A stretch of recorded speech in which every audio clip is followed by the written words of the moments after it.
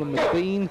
He says he feels fit again, and his partner Matthew Pinsent says he's convinced he is, and so we'll be looking for them at their best here. Their main rivals in this heat are likely to be Slovenia, Itzhak Kop and Denis Zvegeli, who are in lane 1, which is nearest the camera. Hungary are in 2, United States are in 3, Switzerland are in 4, and Redgrave and Pinsent are out on the far side from the camera in lane 5. So the two main rivals will have to look right across the course at each other, which can cause problems, Chris. Yes, it can make it quite difficult to read the race. I think this is very much a two-horse race, and there's no doubt that Stephen and Matthew will want to try and stamp their identity on this. The Slovenians were the silver medalists at the World Championships a year ago, and they've proven to be going well this year, though they were second in Lucerne. I know that Matthew has already stated that he wants to get right out here and dominate this race, so we'll be watching with great interest the first 3 minutes in particular of the race. Pinsent, such a positive personality, somewhat more outgoing than Steve Redgrave, but they've clearly struck up a very harmonious partnership, very competitive in everything they do, not only on the water. They're very strong mentally, this combination. I think that's their great strength as a pair. It's something that Stephen had with Andy Holmes as well, again, great mental strength, and that's, at this level, it's absolutely vital you have this strength of mind. Physically well-matched pair, both of them 6'5". Pinsent about 15.5 stone and Redgrave a few pounds heavier. 9 years between them.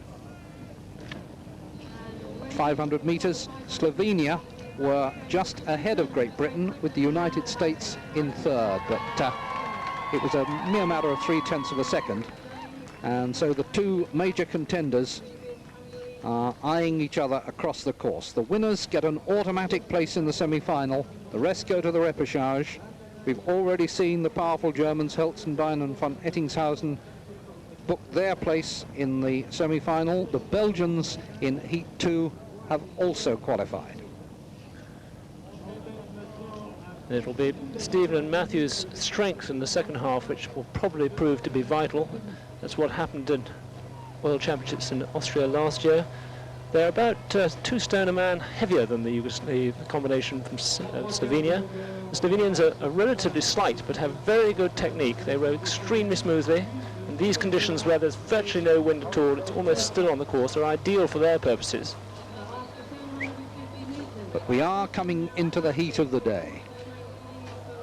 Course itself flat and very lovely, surrounded by wooded hills, but certainly in terms of temperature the early heats had much the better of it.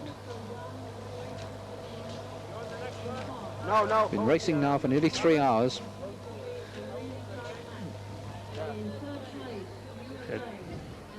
Great Britain now in the lead at the 1,000-metre mark. The Slovenians have dropped back, Hungary have come through them, and so have Switzerland.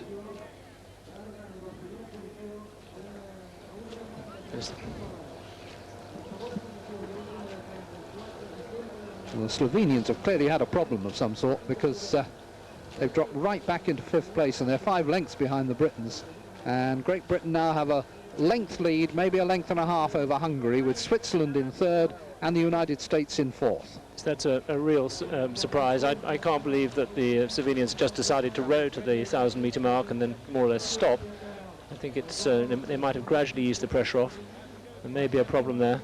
Certainly, from the British point of view, it's satisfactory to get in front, and their strength is in the second half of the course. Like all the British team, the pair have been up at high altitude training, and one of the advantages of altitude is the strength that it gives you through the second half of the course, when you're able to utilise the oxygen more efficiently.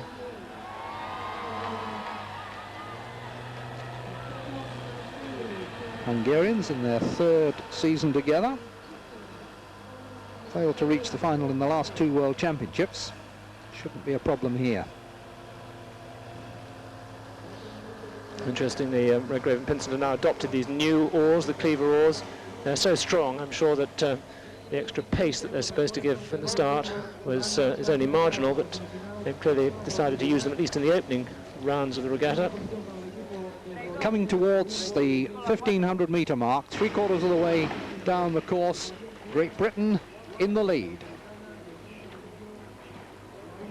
So Great Britain's got a clear 2 lengths now. They must be sitting very comfortably. The 1, 2, 3. Great Britain, Slovenia and Switzerland. And I have a feeling that there may have been some kind of problem with the automatic timing, because I can't believe that the Slovenians dropped back so far and then came through so fast. But however you read it, it still looks like a 2-length lead for Great Britain. Redgrave and Pinsent with such driving ambition. Redgrave seeking his 3rd gold medal at 3 Olympic Games. Pinsent already having won his World Championship with Redgrave last year, now looking for his 1st Olympic gold. And this is a very significant victory for them, both psychologically and in real terms, because they needed to get right back into the international picture, and by defeating the Slovenians comprehensively, which they certainly have done out here, it would have helped their confidence no end. They're right back in the picture, if they indeed ever left it, and they have posted their mark for the medal. Well, Redgrave has said all along that he felt that he was fit again, but they just needed the race to prove it. Their minds will undoubtedly have gone back to 1990, when Redgrave had food poisoning before the World Championships and they finished with bronze medals. But they're able to look across the course here at the Slovenians, who've put on a bit of a burst at the end and narrowed the margin maybe to half a length. But Redgrave and Pinsent were totally in control there, and the upraised fist sends out the message to the rest of the world in the coxless pairs.